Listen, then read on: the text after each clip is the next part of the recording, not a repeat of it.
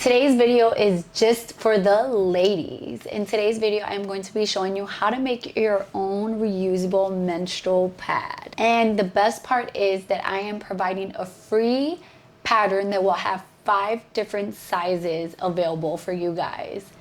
Because, you know, sometimes you want like a panty liner, you can make a reusable panty liner.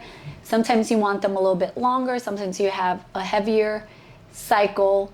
You know, at nighttime you want it to be a little bit longer because you're laying down. So I'm going to have 5 different sizes available for you. They're going to be on my website and I'm going to have them linked down below. Again, it is going to be absolutely free to you guys. And if you have not seen, a few weeks ago I did a video where I also provided a free pattern to make a memory bear. So go check that out. I'll also have that linked in the cards up above. So check it out, check my website out.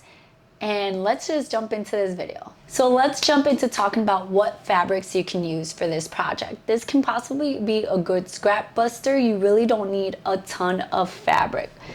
You're going to want, and this is kind of really, it's up to you. You can use some cotton.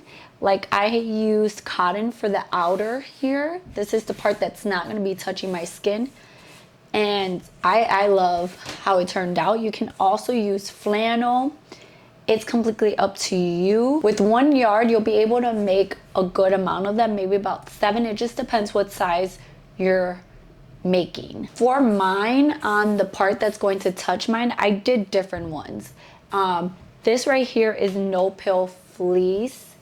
I really love this, or also known as anti-pill fleece. And I've seen some of the ones I've bought had this, so it is completely up to you if you want to use this, but you can use this. If not, you can also use flannel. Flannel is soft, it's absorbent. Both of these are going to be pretty absorbent because anti-pill fleece is going to be thicker than flannel, so it really depends. Just think about the fact that anti-pill fleece is polyester and flannel is going to be 100% cotton. So if you want more natural fibers on touching your skin, flannel will be the way to go. Now, in the inner layers of this, the amount of layers that you're going to use really depends on your flow. If you're just making a panty liner, you're not really going to need many layers inside. If you're doing more of like a heavy period type one, then you're going to need a lot more inside. For mine, what I put inside was flannel. I did a few layers, you'll see in the video, but I did a few layers of flannel. I also used some pool. You can find this at a lot of different stores. Joann's. Hobby Lobby also has it, I believe. Or you can find it online, and it basically has like a layer here, like a coating here that kind of makes it a little more water resistant. And so I use this as, you'll see it in the video, but I used it as the bottom layer in my soaker. And by soaker, I mean the inner layers that I put in here to absorb everything. So inside, I just used flannel and the pool, or you can use the anti-peel fleece inside as well, because that's going to be pretty absorbent. It is completely up to you. You can play around with it. Don't feel limited. Like, test out different fabrics that you might want to try for it, because you don't know what's going to be comfortable to you. So you're also going to need some cam snaps, which are these, or you can use metal snaps, and that's just going to be to be able to snap these onto your underwear. If the wings are too small for you, you can always create a little strip that's about 1.5 to 2 inches, and then thickness, you can it's up to you what thickness you want, but you're going to basically fold it in half, kind of like if you're doing bias tape. You're gonna fold it in half, then along that crease, fold each side into that crease, iron it, and then fold it all together, iron it, and top stitch it. And then you can just put cam snaps on both sides of that strip, and that will just extend it. You would just snap one side here and then snap the other side there, so that this can fit nicely around your underwear. Just a thought. Now we're gonna jump into actually sewing these up. We're gonna start off by taking our main pattern piece and facing that right side down. This is gonna be the side that's not gonna be touching us. Then we're gonna take our soaker pieces. I'm using 2 anti-peel pieces and 1 pull piece. And then we're gonna layer the soaker pieces in the center of our main outer piece, and we're going to pin that into place. Know that when you pin your PUL, your pull, you're going to need to iron that later on to close those needle holes. Then we're going to take this over to our sewing machine and we're going to top stitch. You can top stitch from the right side of the fabric or you can top stitch from the soaker side. It is up to you.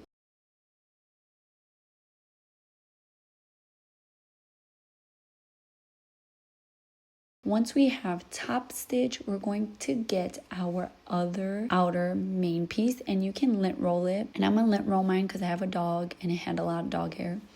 Then we're just going to pin those right sides together, and we're going to take a marking tool and mark an opening. I would say do it along one of the straighter sides. And this is where we're going to flip it right side out. We're going to take this over to our sewing machine and we're going to sew all the way around, starting at our second marking point, making sure to backstitch and sewing all the way around at a 1/4 seam allowance. And we're going to make sure to stop at that first marking that we made, and we're going to backstitch.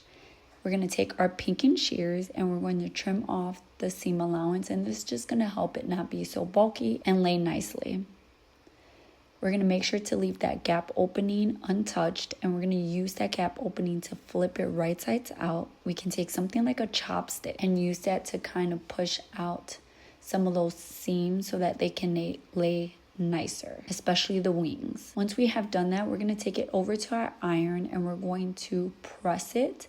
You can tug at your gap opening and then press that shut. Once you have ironed it, you can take it over to your sewing machine and top stitch at about a 1/8 seam allowance, making sure that that gap opening is nicely closed. Now we're going to focus on putting our snaps. We're going to overlap our wings and we're going to pierce a hole through it. Then we're going to take our cam snaps. You want to make sure you're paying attention to what way your cam snaps are so you can overlap them and make sure you're doing it correctly. One side is going to have the outer piece on one side and the other one's going to have it on the opposite side. You can kind of push your fabric out of the way and then push the cam snap on there and then use your cam snap tool to press it down, and it's done.